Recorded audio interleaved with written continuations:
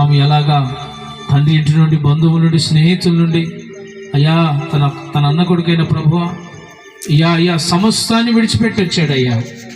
విడిచిపెట్టేవాడే దేవునికి దగ్గర అవుతాడన్నా. లోకాన్ని ప్రేమించిన వాడికి దేవుడు దొరకడన్నావు ప్రభువా. లోకాన్ని విడిచిపెట్టి, పాపాన్ని విడిచిపెట్టిన వాడికి ఇదో దేవుడు సమీపంలో ఉన్నాడన్నావు ప్రభువా.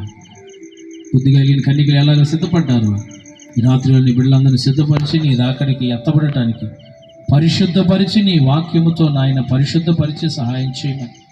ఇదిగో నాయన అయ్యా, పండుగ దినాలు, సంవత్సరాలు పండుగ దినాలు వస్తున్నాయి.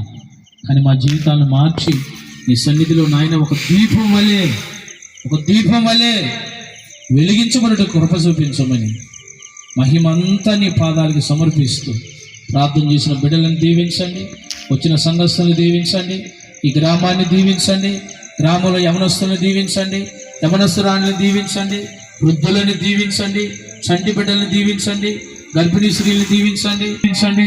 నీ చిత్తానుసారం ప్రతి పనిని ఆశీర్వదించండి, చదువుకుంటున్న వారిని ఆశీర్వదించండి.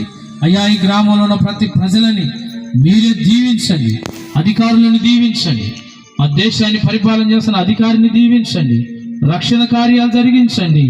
మమ్మల్ని అందరినీ నీ రక్తం కోటలో భద్రపరచుకోమని కోటపు నగరంలో ఉన్న సంఘాన్ని దీవించండి, సంఘ ప్రజలను ఆశీర్వదించండి.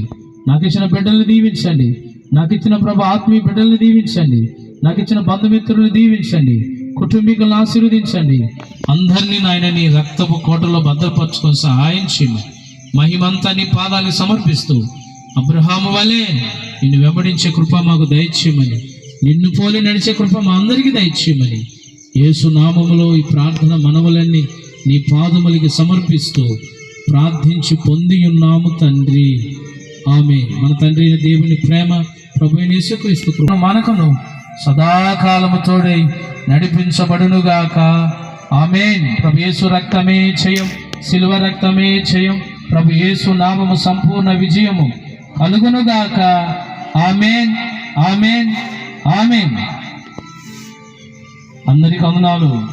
బోలో యేసు మహారాజుకే జై అనాలి. బోలో యేసు మహారాజుకే, రాజుల రాజుకే, ప్రభువుల ప్రభువుకే, త్వరగా రానయ్యున్న యేసయ్యకే జై. అందరికి వందనాలు. మంచిది. ఒకరికొకరు వందనాలు చెప్పండి. మీ పక్కన వాళ్ళకి వందనాలు చెప్పుకోండి. బ్రదర్ వందనాలు అని చెప్పండి. వందనాలు సిస్టర్ అనండి, పలకరించుకోండి. మంచిది.